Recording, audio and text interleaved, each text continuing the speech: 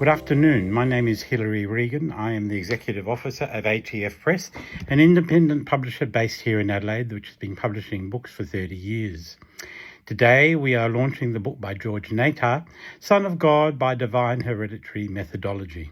We're very grateful for the hospitality being offered by Aberfoyle Parks Baptist Church, and we welcome all here present, but also those who are watching now this on Zoom or through our MailChimp.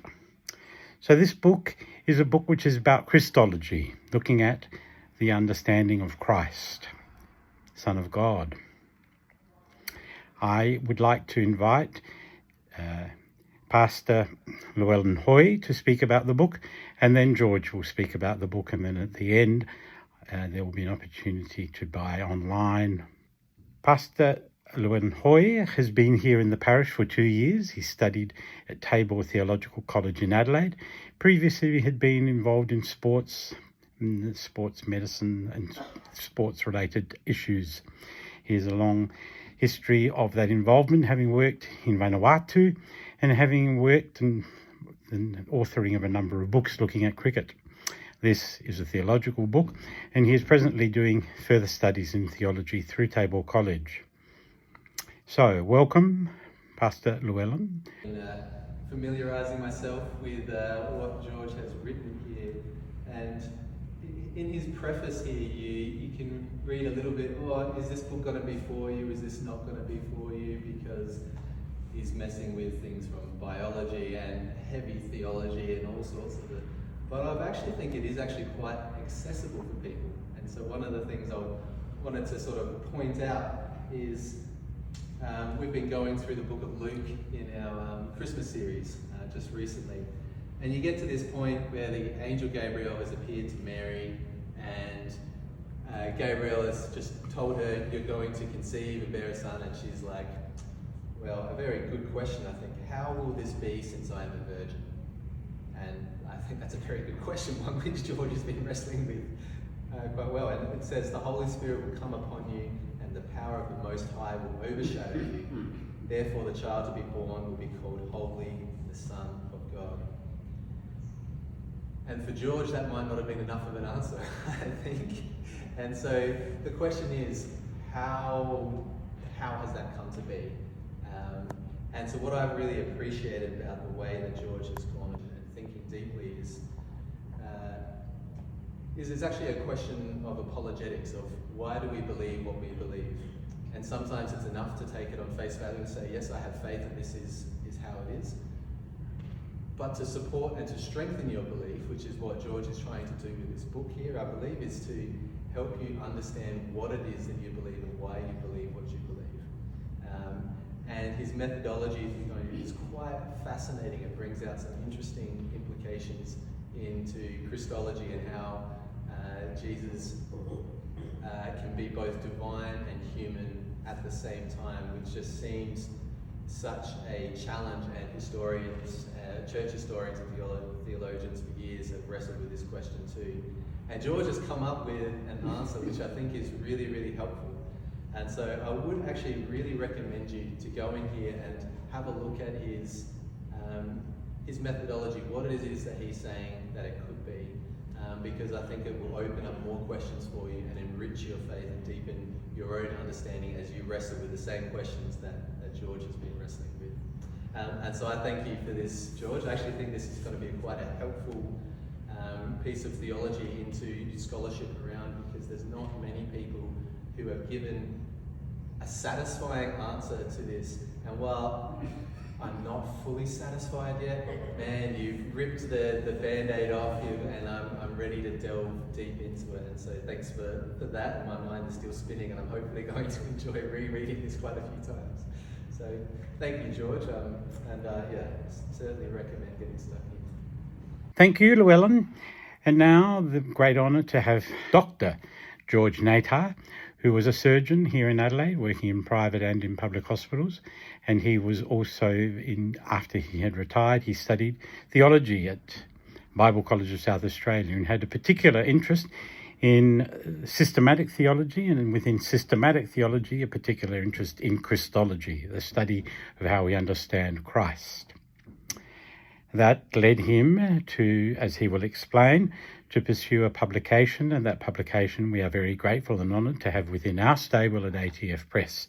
So I invite George to speak about his book and acknowledge the presence of his family and especially his wife, who have been supporters in this work over the time that he has been writing this book. So thank you, George, but also thank you, Ruth, and your family for their assistance in this publication. To the writing of this book. I think an experienced author would probably wake up one morning and say, I think today I will start to write a book. It wasn't like that with this book, and it wasn't like that with this author. It has taken years to write this book. When I retired from operating on the human body, I had an opportunity to pursue my other deep interest to study theology. I think theology should be studied after one retires. I think that's the best time to start. Anyway, I enrolled full-time at the Bible College of South Australia, which was under the auspices of a central body, the Australian College of Theology, based in Sydney, and was awarding degrees through local colleges. I guess it was working a bit like a quality assurance organisation. Well, I spent 5 very interesting years at Bible College SA, and I had time to read books. I got on to the books written by a Christian philosopher called Richard Swinburne.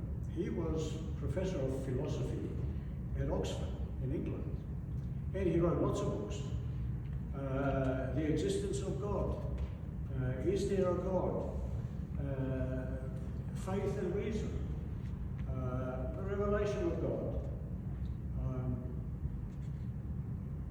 and others, the resurrection of God incarnate. I read them all. And when he retired from being professor, he left an email address and invited people to write to him and discuss. Whatever we discuss. So I wrote to him and I said I had read all the books and I had become convinced that Jesus was the literal Son of God. And he wrote back, he thanked me for reading all his books.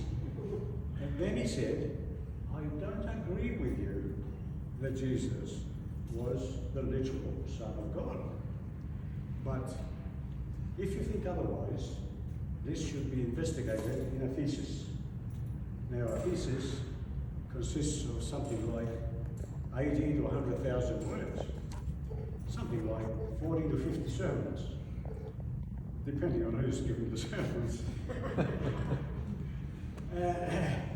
Around about the same time, I had a letter from the Australian College of Theology, once I'd finished my 5-year stint at BCSA.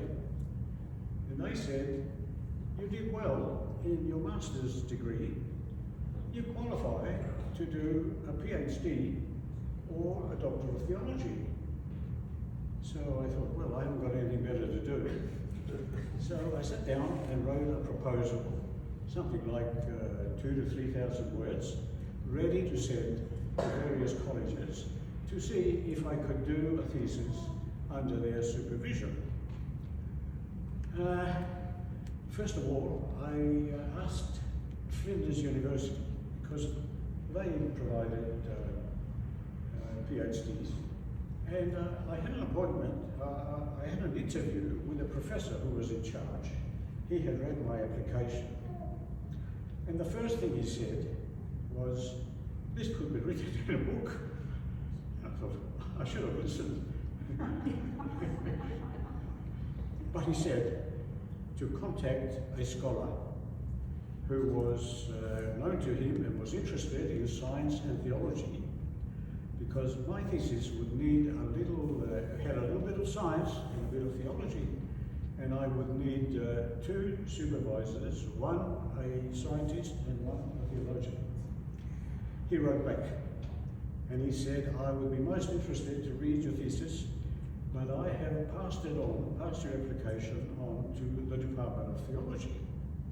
Now, they were very, very interested. They were very keen. In fact, within a few days, I got a letter back, and they said, we have found a scientist who is willing to supervise the science of your thesis. And we're looking for a theologian. I thought, oh, well, they're very keen. Actually, I recognised the name of the scientist because his older brother was a medical doctor. And he and I have spent many hours operating together. So I waited and waited and waited and waited to find a theologian. No theologian could be found. The people in charge went overseas on their sabbaticals, they came back, they forgot about it. The whole thing just fizzled. I had similar responses from other colleges. In fact, I heard one day that a committee was looking into my application. Apparently they said, let him change the subject and he can write a thesis. I didn't want another subject. I wasn't interested in another subject. I wanted to write about the Son of God. So I noticed in a theological journal published by the Oxford